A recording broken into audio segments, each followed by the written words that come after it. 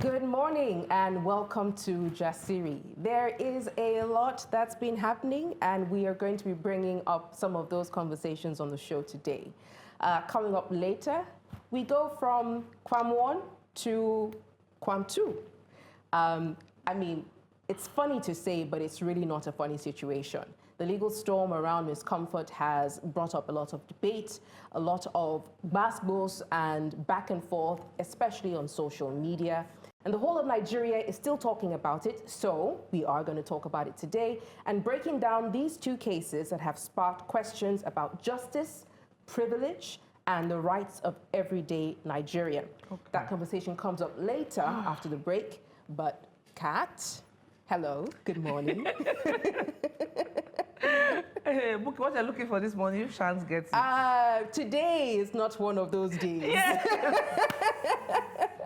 Yes, it's not one of those days, but it's the day we are talking about money this morning. And anywhere there's money talk, count me in, je suis là. Today is International Financial Awareness Day, so this morning it's all about financial literacy. And honestly, in this administration, conversations around money have become more urgent to have than ever. Prices keep rising. The Naira has been on a roller coaster, and most of us are learning budgeting the hard way. But are all of these reasons enough to not have a saving culture? Now, that's a good question.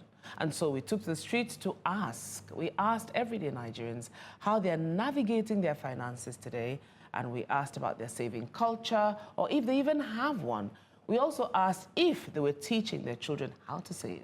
So here's what they had to say. It's a full one. This is Jasiri on the streets.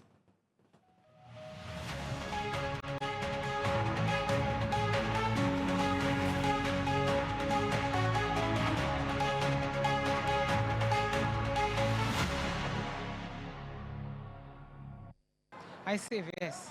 Definitely, I'm saving. No. Yes, I do. I can't say I really save for this economy because things are too hard. I encourage savings a lot as an accountant. I save with bank. At the same time, I use piggy bank. Saving or banking. Basically, the bank would have been the best, but these days, we don't see the bank doing that again. Well, really, I do both of them. I save my money with me, but it's preferred to save your money in the bank. I keep my money with me because there is no need of saving it in the bank this day because the economy is biting hard on everyone. During this economy, saving is very, very fantastic. If they start learning how to save now, as they are growing up, they will learn how to save. You cannot use all your income. You can't eat all your income. You need to save for future purpose. So they too should learn how to save. 15 years, good for children to start saving, to experience of saving or banking, and so that it will be good for them in futures. As early as possible. Let's say from age 5 and thereabout. If you train them to save now, you are building them for the tasks ahead, how to be responsible. Something like 6 or 7 year old, from 6 years old, you can know this is left hand, this is right hand. So from then, you now tell them about saving. Age 10, so you can just start with this kind of saving we started with during our own days of colo savings, all this kind of stuff. It's good to eat what is good, but at the same time, it's good to save for future purposes. Yes, of course. For the rainy days, you need to save. You need to keep something for emergencies and all that. Spend your money wisely. Use the money so that you yourself, who has the money, can benefit. If you spend everything once and for all, what are you going to fall back on if there is any challenges, like a family man, you know, the son or the daughter getting sick and things like that, and for others, it's in the house. For example, let's say you are collecting like 50,000 in a month. At least you should be able to save if it is just 10,000, no matter how little it is. The economy, to be candid, is not really encouraging. But one should still save because you don't know what will come tomorrow. How will you, a graduate who will finish the school start, he has no job, he has nothing doing, and we expect him to be having saving? And how do you want him to save without no job opportunities in our country? No, it's not true. Some people are still making their millions. Some people are still buying house. If you don't save, you can't buy a house. If you don't save, you can't buy a car.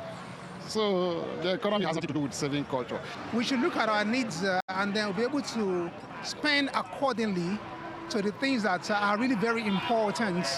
At all, I ain't be bad. If you don't save at all, that one is bad. But no matter how, try to save something. There's a saying that says a little drop of water make a mighty oceans. So cultivate the habit of saving. I don't know how much each and everyone makes, but at least in a week, 1,000 naira. In a month, no, just look for how to find a way around and make things easy for yourself. But if you are still waiting for this country, I can tell you that you are still joking.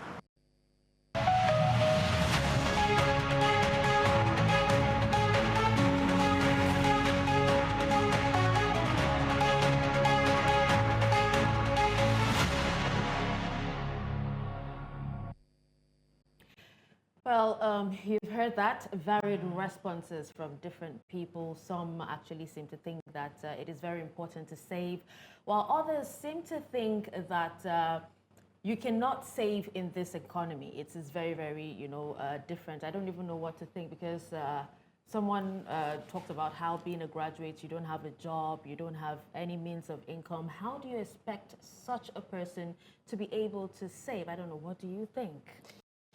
Well, it's financial awareness, right? I think what is clear to me is that there is a lack of financial literacy.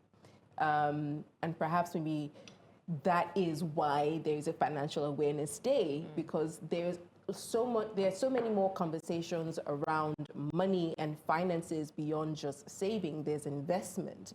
There is pension, for instance. There is pension savings. There is retirement savings. There is there are all kinds of conversations, and so what's clear to me, I guess the question really was about if people save and what their saving culture is, but it's a deeper conversation around finances and how you manage, how you budget, how you use money, how you spend money, how you treat money, how you value money. I think a lot of people are still have delved and have stayed in the analog way of saving. The colo, the parents under the mattress. My grandmother would save. My grandmother used to say under the mattress. She would say, okay, fine. They would roll it up in nylons and all of that. And some people, like the reflection on the street, some people still do that. They believe that's what they know. Nain sure pass. Because if you go to the banks, they feel that banks will heap interest and all of that. And then they feel that you talked about investments, you talked about pensions, and I'm thinking retirement plans, and I'm thinking it is a distrust of the system that makes people not think about that, because normally, you should do that without thinking. But you're looking at it and saying that if tomorrow something happens, the banks we have... The system fails. Oh, my God. The banks we have today... It actually happened in Lebanon, I remember. The banks we have today have evolved. There were banks like Intercontinental Bank and the likes of it who have evolved into... So people have that morbid fear that if they put their money in, what if something happens and their money goes under? So I think Nigerians are quite rich to be able to save still. Someone was saying even if it's 1,000 naira, even if it's just save. And I'm thinking to myself, like... The most important thing we it's know hard to save. It's hard to save. It's hard. It's very important to save for emergencies as well. And you talked about investments. You know that a lot of investments, especially in Nigeria, are risky. And a lot of people do not even know where to go to for genuine investment. So what happens in such cases? So that's what I'm saying. There's the awareness, there is the literacy as well. When you say that we don't know where to go, and I hear you, I struggle sometimes with, okay, so where I want to invest, where should I go and invest?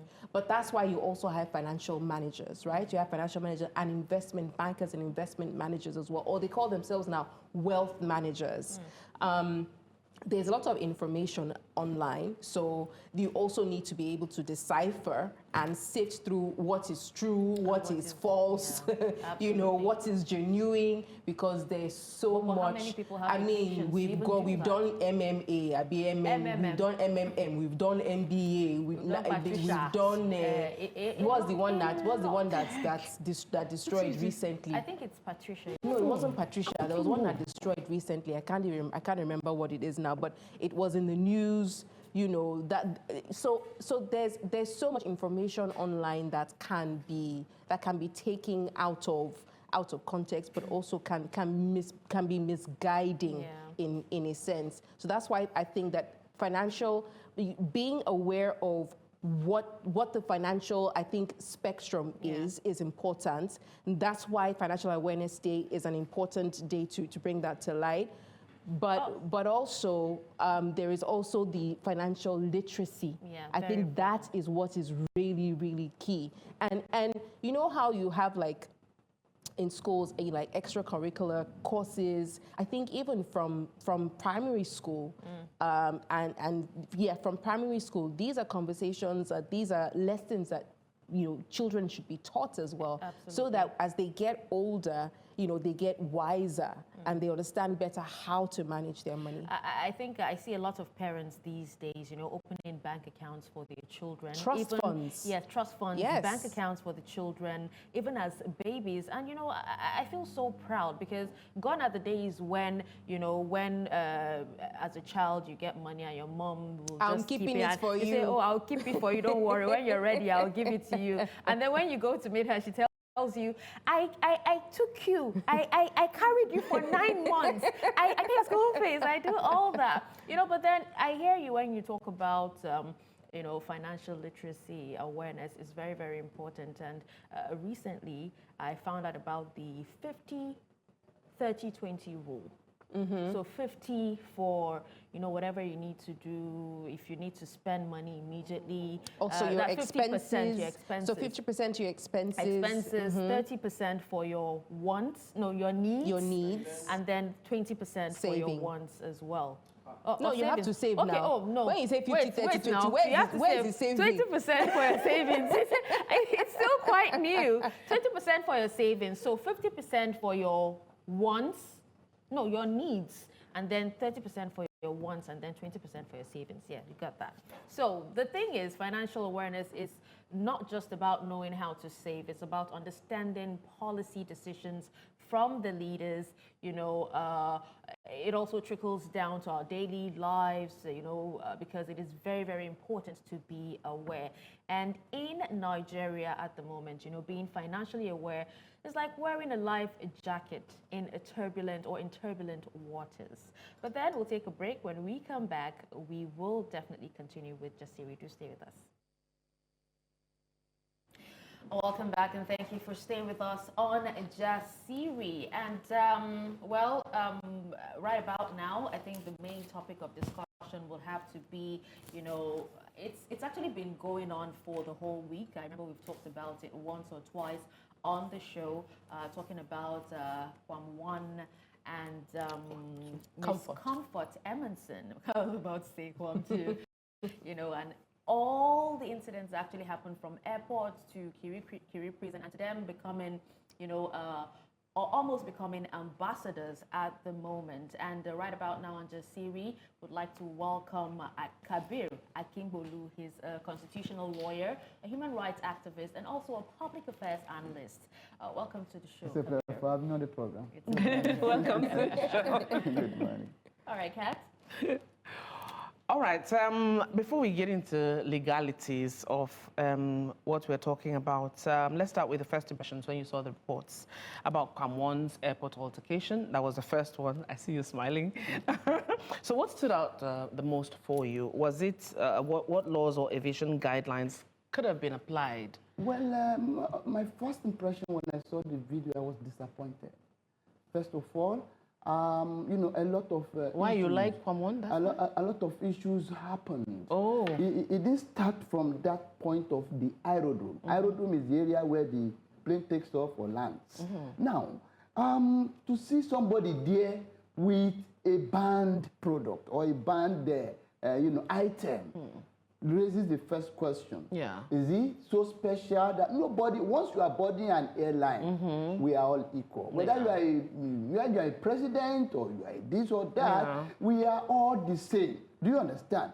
And when you look at some of these things, all the safety regulations that are put in place, not for anybody, it's for everybody, for the safety of everybody, because nobody has a talisman when the untoward or unusual happens.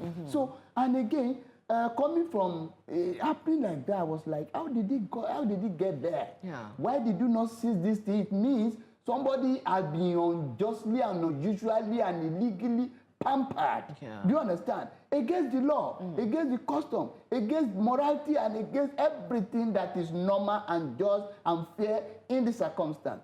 Why will somebody come with a flask? One, flask is even a dangerous something in the first place. Yeah. It could be used to hit anybody. It could be used to hijack a plane if anybody had as any sincere Muslim. So if they are telling you, don't do this, why are you offended? And he refused. And the second disappointment I had was, I was expecting the airport security to grab him immediately and bundle him away. Yeah. Under the law, you are not to, the fact that you have committed an offense or you have been suspected to have committed an offense does not mean that you have lost your right. However, that is the reason why a policeman will say, Mr. ABC, you are under arrest. Yeah. He will tell you in plain language. You will not follow him.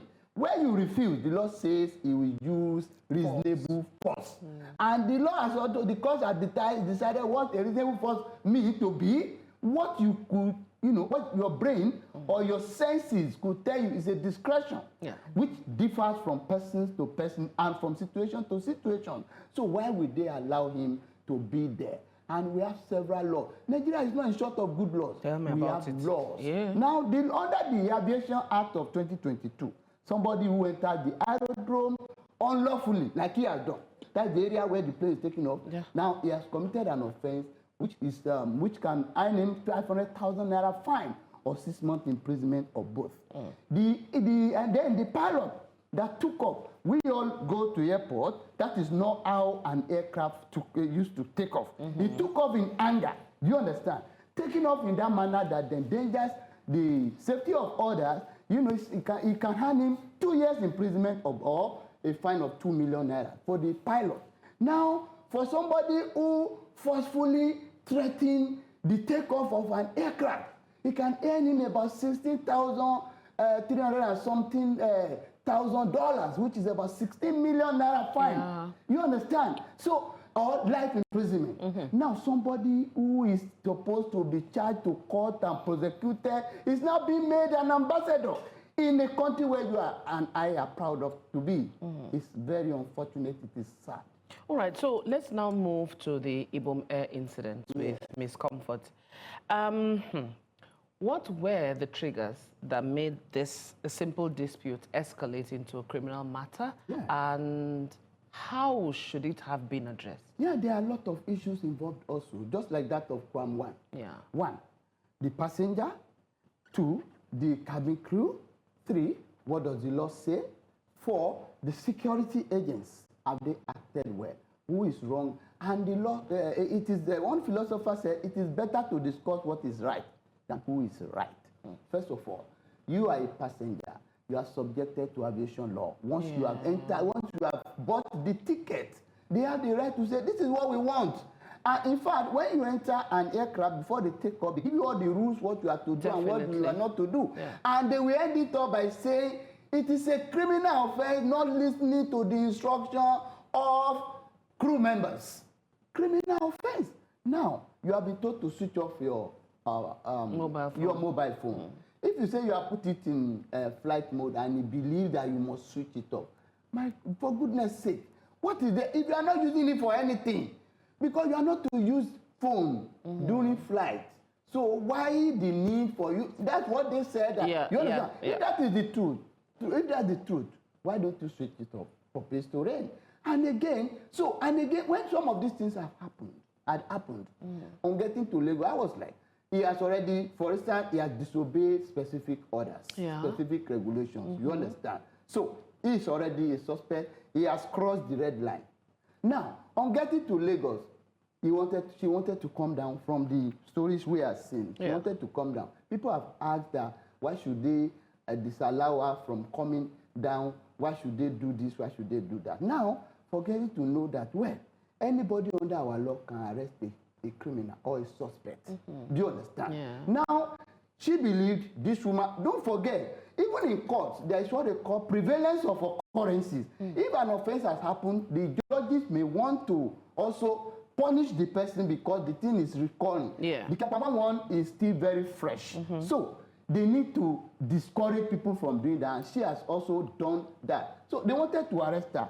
The lady stopped by the road, you cannot pass. They have called the security. If she had touched the passenger, she would have been unfair because she's not a security personnel. She was waiting for security personnel to come. And you could see she was hitting that girl. She hit that girl severally. You understand? Yeah. Provocation. Yes. You understand? No reasonable person will say that lady that passenger was right. But some people are still saying, oh, why is he blocking her? He's imprisoning her. No, he's no longer a free man. Even under our constitution, when you have committed an offense, some of your rights are being restricted. They say, oh, you have freedom of movement. But when you have slapped the policeman, or you have slapped the security person, or you have slapped your neighbor, and police have come to arrest you and say you are under arrest, you say no. The law say apply reasonable force, they will grab you. If you refuse, and you are holding, the lady was holding something else, they drag her, she was not being dragged, another security man has to join her. They drag is what they have to lift her. Where there was a problem was it looked as if somebody intentionally removed her clothing. That is where everything got so messed up. It's too bad. For you to just intentionally, strip someone off your or rip someone's clothing. Let me ask you this. Let me ask you this, sir.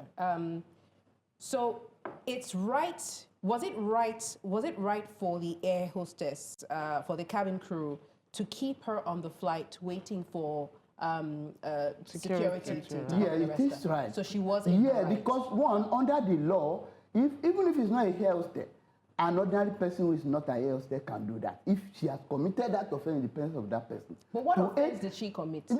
They are saying she failed to switch off her phone or instructions from the cabin crew. That was the allegation. And that's a criminal offense? Yeah, I told you that if you remember, anytime you enter plane, the last statement they will say after giving you instructions is that refusal to listen or obey instructions from cabin crew is a criminal offense. But they always repeat that point. Is as good as switching it off. You say what? Putting it on flight mode is as good as switching it off. Well, I have told you that it's as good as switching it off. In fact, why they put that function on phones is to ensure that it's not working during the flight. However, if the woman is saying, two wrongs does not make it right. It's not that the cabin crew you cannot insist on what the law has, permitted. If it is not permitted, the Oyinbo man that did the phone will not put flight mode there. Do you understand? But these are all stories and stories and stories that we are hearing.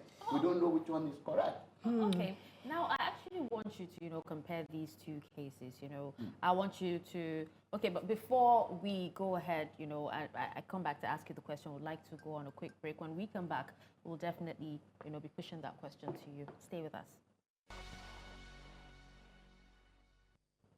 Welcome back to Jasiri. You're still watching Jasiri, and we are on our social medias at News Central. Please make sure you're following us and stay connected to the conversation.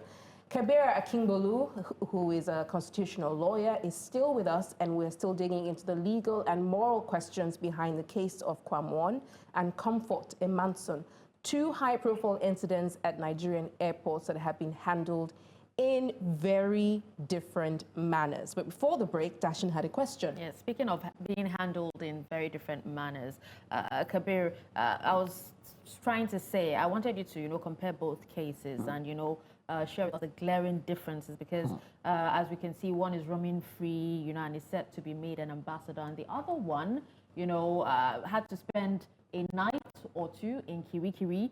And, the Minister of Aviation did come out to say something. That's Festus Keyamo. He made another clarification last night, and I would actually quote this. He said, while the aviation agencies are considering using KWAM 1 for such a role, that's being an ambassador, in my discussion last night with the airline operators of Nigeria, they are also looking at the option of using Ms. Comfort Emmanson, who has also shown remorse, as their own ambassador for good passenger conduct. Good passenger conduct. Now, it is left for the AON to work out those details since she has been actually released from prison custody today based on my earlier statement. Now, while the usual suspects can continue to question our decision on the issue, we firmly believe that we have been fair to all. So, in this case, I actually want to know, what you have to say about this. What is the single biggest procedure or legal difference in handling of both? If we have to be truthful, where there is no human being, God is there. I think the problem we have in Nigeria is that we talk of rule of law, we talk of everything, we talk of democracy, we talk of civility and other things everywhere. However, the law that we have in Nigeria, does it apply to people equally? Or do we have laws that apply to different people differently or the same people differently? These are the issues or variations, let me tell you. Except we want to be biased. I have not seen any distinction or any difference or any kind of circumstances that can whittle down the effect, the negative effect of one or the positive on the other. No, they are the same. What is an aircraft offense? Refusal to listen to crew instructions. Yeah. You understand?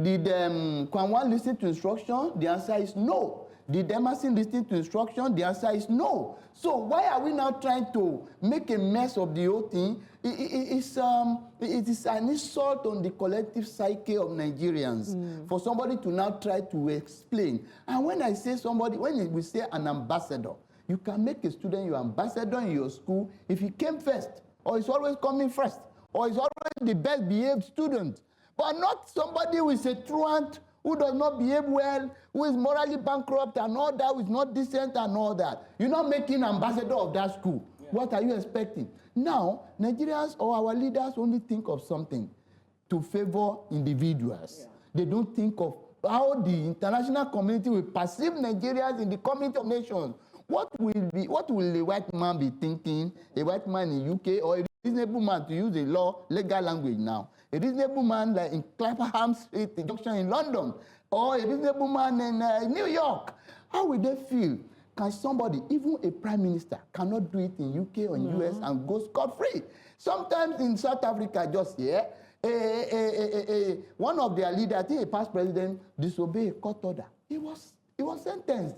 But in Nigeria, he will not even be invited. We have to learn. When we say we want to grow, how do we grow without following the due process? There are international standard practices for all this kind of thing. Yeah. Airline, it can't be by half measure. The standard in UK should be the standard in Nigeria. The standard in Kuwait should be the standard in America. It should be the standard in Dubai.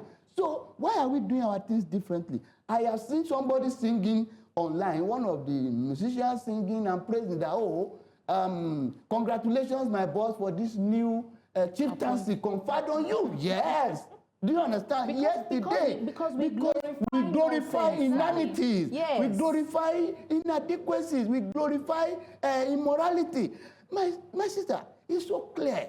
What he did is, amounts to hijacking of a plane, which is a serious criminal offense. Okay, let me interrupt you there just for a quick second. Let's talk about the Passenger Bill of Rights in Nigeria. Doesn't that have any local standard? Doesn't it have any bearing? What does it guarantee exactly? And couldn't it have worked in the instance of comfort? You see, the problem we have in Nigeria is lack of patience, or lack of what do I call it? I don't know the right word to use. Sometimes lack of reasoning. One, people are ignorant of their rights, one. Secondly, people believe in shortcut to justice. Yes. You understand that? If you go to court, you take a long time. I can tell you, we have good laws in Nigeria that is working perfectly. But like, some time ago, there was a white man, they seized his passport in Nigeria here. And he told me that somebody recommended that I do it. I said, we can do it. He said, they said there's no law in Nigeria. I was very angry. I said, no. It's a white man from South Africa. I said, no, we have law. I said, but law in Nigeria is a lazy man that sleeps. That's the example. He sleeps all the days of his life.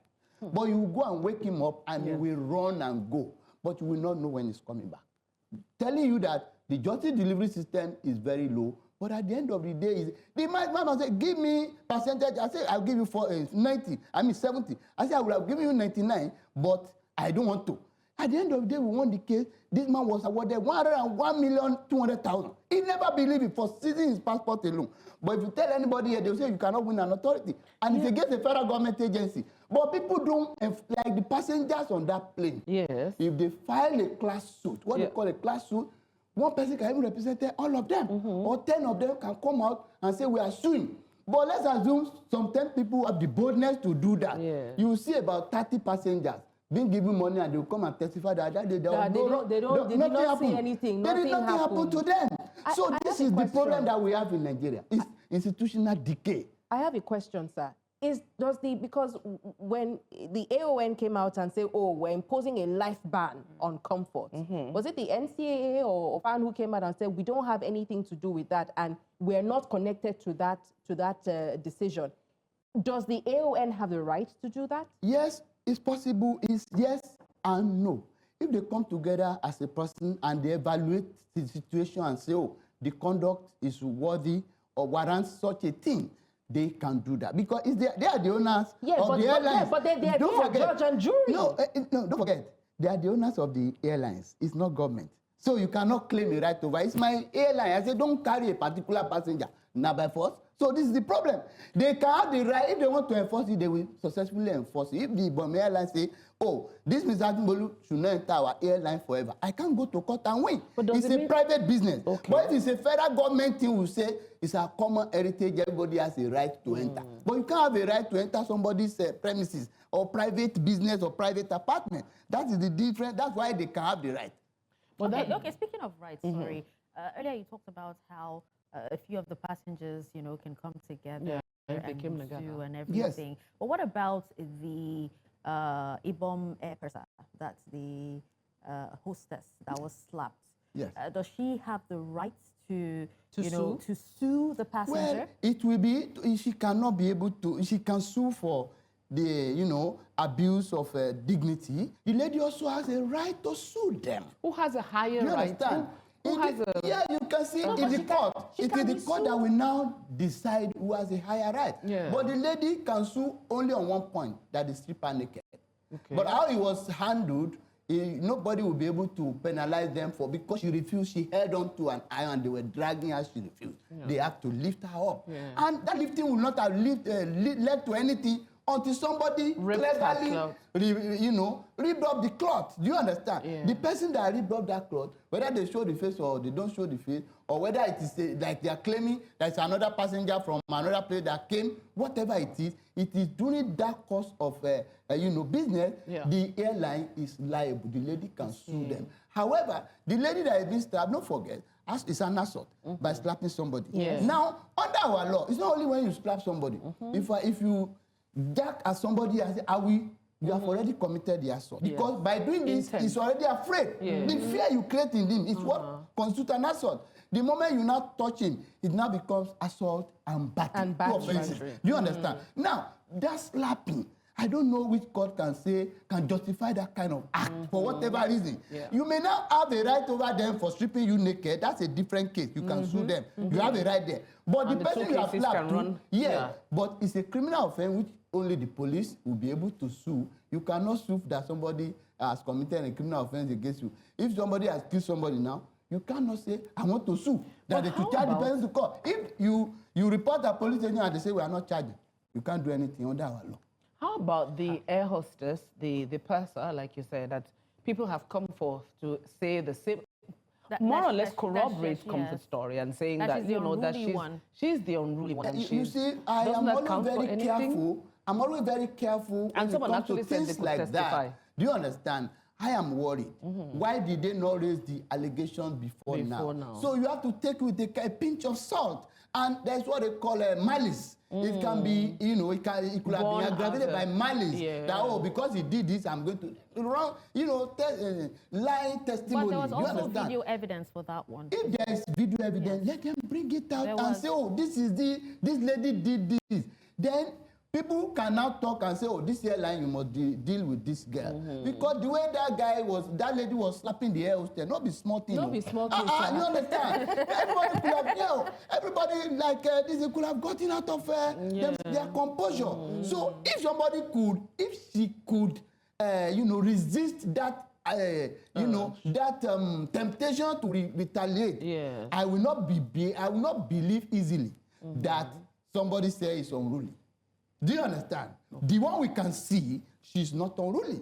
The one we can see, she's somebody that can withstand torture, provocation, insult, and all the like. So the one we didn't see is the one they are saying. So if they have the evidence, let them bring it out. We help Nigerians. Okay. So you just see that cases will be running concurrently. You understand? Let it be. No, it is good. You know, sometimes development comes, sociologists have come to say, conflict is part of factors of development. Yes. True. This kind of thing, you see some decency in the airport. And again, you're not talking about something. There was a politician who allegedly did it in the past. Oh, yeah. And nothing nothing happened. happened. Do you understand? Yeah. Nothing happened. That's why we said selective. So there's selective judgment, there's selective administration of the law. There is bias in the way we administer the law. How can somebody, and again, don't forget, somebody come here, oh, you are going to know me. I will deal with you. Do you know who I am? Who I am? Who am I? That word alone should have made the president to say no. That, even if it's your brother or a governor's brother or sister, you should be able to know, oh, you have disgraced me. We are going to make a pernicious example of you. And again, like the Minister of Aviation, he's a no-nonsense person as I used to know him. But then, you know, in government, a lot of factors come to play. I am surprised that somebody who has flouted all the known law of morality will now be made an ambassador. Is he an ambassador of immorality or the other way? Speaking of that ambassadorship, Please you know, hold that I thought. just... Please hold that thought just before they we need get to it. go on a break, right? Yes, we need to go on a break. All right, so let's go on this break. When we come back, we're on the home run of today's show. Stay with us. This is all right, welcome back. This is a home stretch of Jastiri for today. Before that quick break, my girl Dashing was going to get into it. We still have, thank you so much, sir, for staying with us. It's a pleasure. It's a pleasure. You should hear the conversations we are having behind the scenes during the break. They are elucidating. Well, I was actually trying to imagine the genius that came up with the idea of making, you know, KWAM the ambassador. And, you know, just like Kat said, you know, while we're on a break, talked about how, so if he was made the ambassador, it means by default, Miss Comfort would also be made an ambassador so that there is a balance. Yeah. Do you understand? But then what I want to ask is, now, if the NCAA, you know, begins to rely on symbolic roles like ambassadors instead of enforcement and prosecution, what does that actually say? Doesn't it dilute the whole deterrent effect of the aviation law?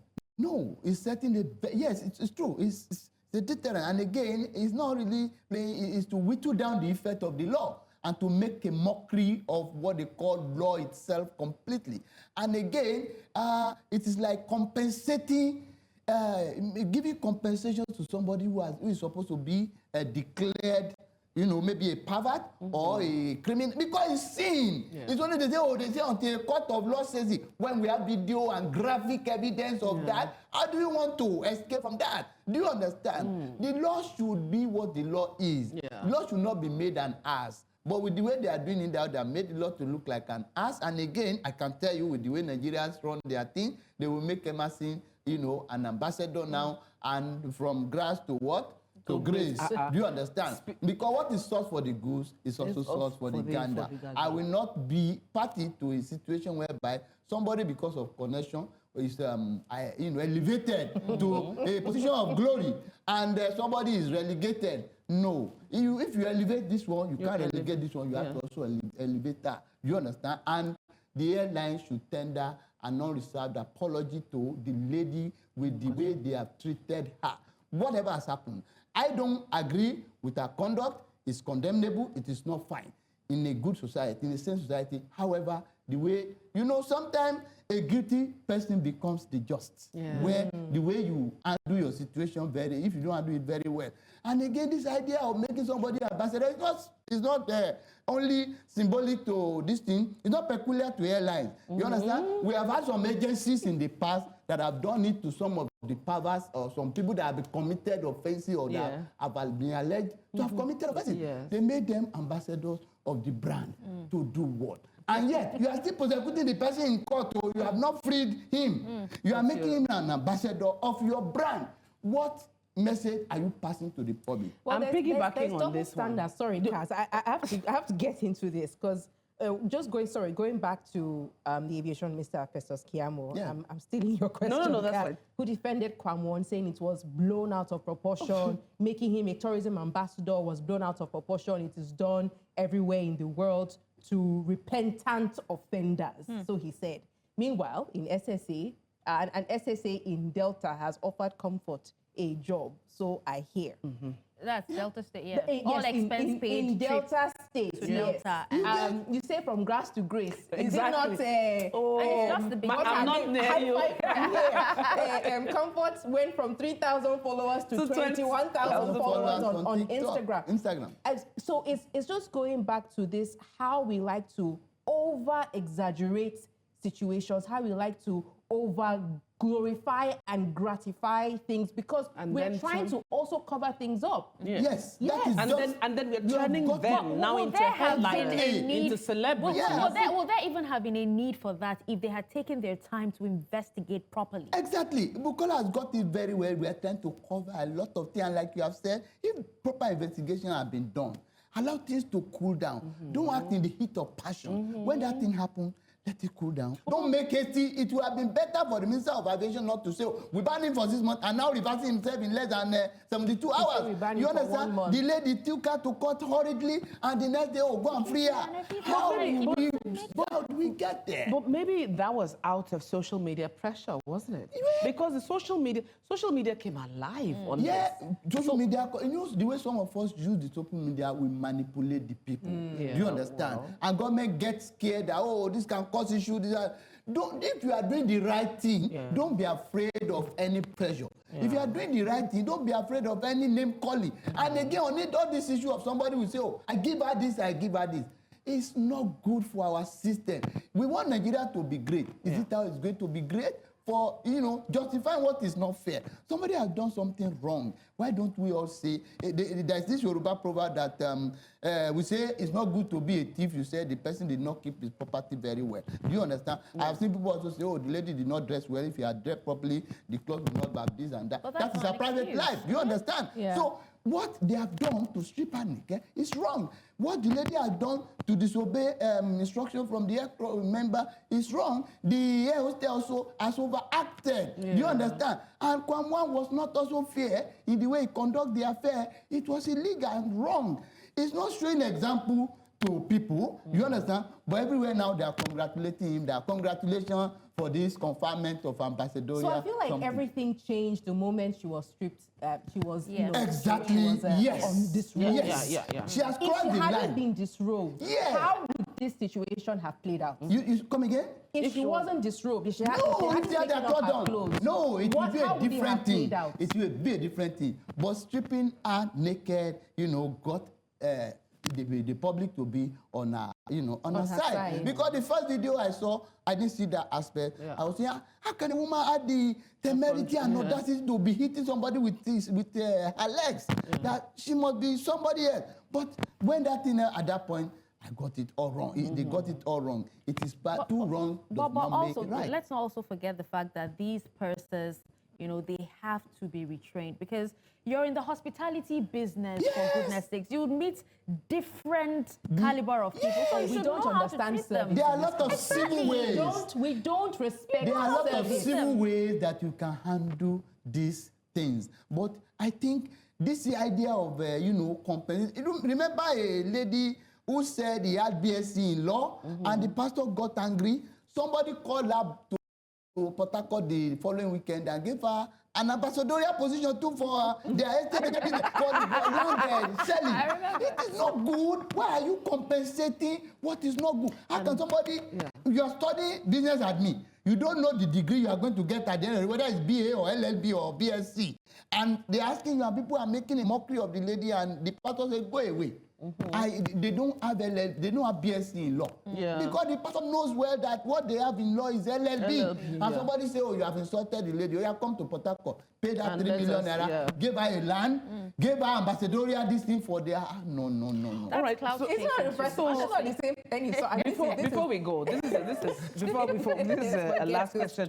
How, if you could recommend, you know, any policy change to ensure fairness across board in terms of, because this is not, trust me, there are going to be incidents like this in the future, because who no one blow? No, that is the point. Who don't want to blow? So Exactly. even if you want to orchestrate it in a flight or you orchestrate it, but so generally now, like in 30 seconds, what would you recommend can be a policy change to balance fairness? We already have policy, good policy in place. We have policy in place, good one at that, is to follow the law in these circumstances without minding whose ox is God. Yeah. Don't apply law to the same people differently. It is unjust and unfair because we are not laying a foundation for the future of Nigeria. Yeah. Foreigners will be afraid, so you can do anything and go scot-free and the next. Don't be surprised, some people will intentionally do it. It's not Nigeria. So people are already saying that the lady intentionally did it. Forget the lady, the guy that came from Benin. Came from Benin to Lagos and entered the airplane. Another person did it in less than 1 month. Yeah. And then everybody's looking for ambassadorial I don't know when this happened, but another video came out yesterday. I saw it yesterday of a man from a plane. He was literally being dragged out and he was shouting, "Obedience, where are you? You are seeing this happening. Where are you?" I really don't know what happened, but then it's beginning to become a trend. That is the thing. And, with that, sadly, we wish we could continue this very interesting conversation, but we've come to the end of Jasiri. Thank you so much, Kabir, for joining us. Thank you for your insights as well. Now, do not forget that this conversation goes beyond these two cases. It's about trust in the justice system and knowing our rights as citizens. And, I want you all to remember that fairness in law is not a privilege. It is a right. But rights mean nothing if we do not know them and demand for them. Finish. From all of us on Jasiri, it's bye for now, and we'll see you tomorrow. For Yep. Hot Hot topics. Yep.